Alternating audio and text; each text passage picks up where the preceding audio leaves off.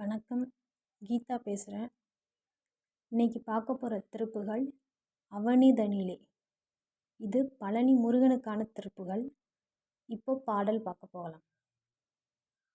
அவனிதனிலே பிறந்து மதலை எனவே தவழ்ந்து அழகு பெறவே நடந்து இளைஞனாய் அருமழலையே மிகுந்து குதலை மொழியே புகன்று அதிவிதமதாய் வளர்ந்து 16 சிவகலைகளாகமங்கள் மிகவுமறை யோதுமன்பர் திருவடிகளே நினைந்து துதியாமல் தெரிவயர்களாசை மிஞ்சி வெகுகவலை யாயுழன்று திரியுமடி ஏனையுன்ற நடிசேராய் மவுன உபதேச சம்பு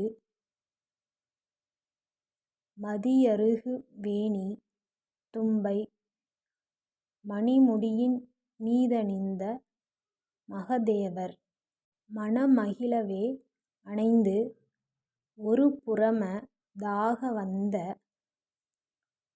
மலைமகள் குமாரதுங்க வடிவேலா பவனிவரவே யுகந்து மயிலின்மிசை திகழ்ந்து படியதிர நடந்த கழல்வீரா பரமபதமே செறிந்த முருகனெனவே யுகந்து பழனிமலை மேலமர்ந்த பெருமாளே.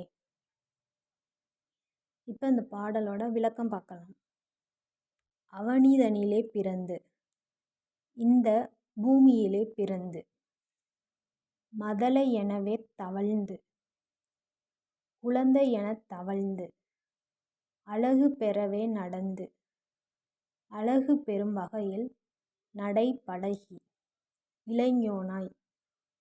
இளைஞனாய் அருமழலையே மிகுந்து, அரிய மழலைச் சொல்லே மிகுந்து வர, குதலை மொழியே புகன்று, குதலை மொழிகளே பேசி, அதிவிதம் அதாய் வளர்ந்து, அதிக விதமாக வயதுக்கு ஒப்ப வளர்ந்து, 16 வயதும் 16 ஆகி, சிவகலைகள் ஆகமங்கள் சைவ நூல்கள் சிவ ஆகமங்கள் மிகவுமறை ஓதும் அன்பர் மிக்க வேதங்களை ஓதும் அன்பர்களுடைய திருவடிகளே நினைந்து துதியாமல், திருவடிகளையே நினைந்து துதிக்காமல், தெரிவையர்கள் ஆசை மிஞ்சி,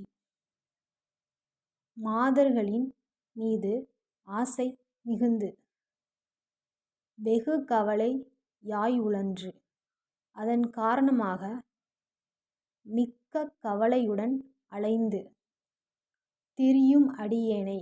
திரிகின்ற அடியேனை உன்றன் அடி சேராய், உனது திருவடிகளில் சேர்க்க மாட்டாயா. மவுன உபதேச சம்பு, சும்மா இரு என்ற மவுன உபதேசம் செய்த சம்பு, மதியருகு வேணி தும்பை, பிறை சந்திரன் அருகம்புல் கங்கை தும்பைப்பூ,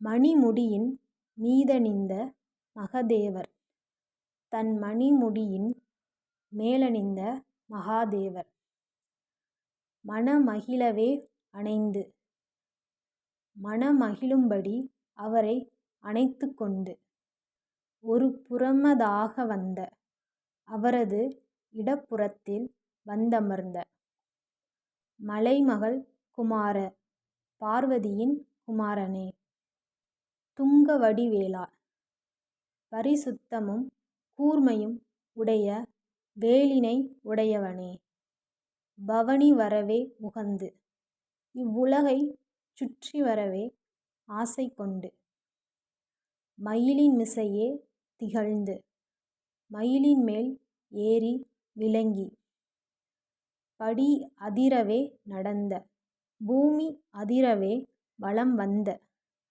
கழல் வீரா, வீரக்கழல் அணிந்த வீரனே, பரமபதமே செறிந்த மோட்ச வீட்டில் பொருந்தி நின்று, முருகன் எனவே உகந்து முருகன் என விளங்கி, பழனிமலை மேல் அமர்ந்த பெருமாளே, பழனிமலையில் வீற்ற பெருமாளே.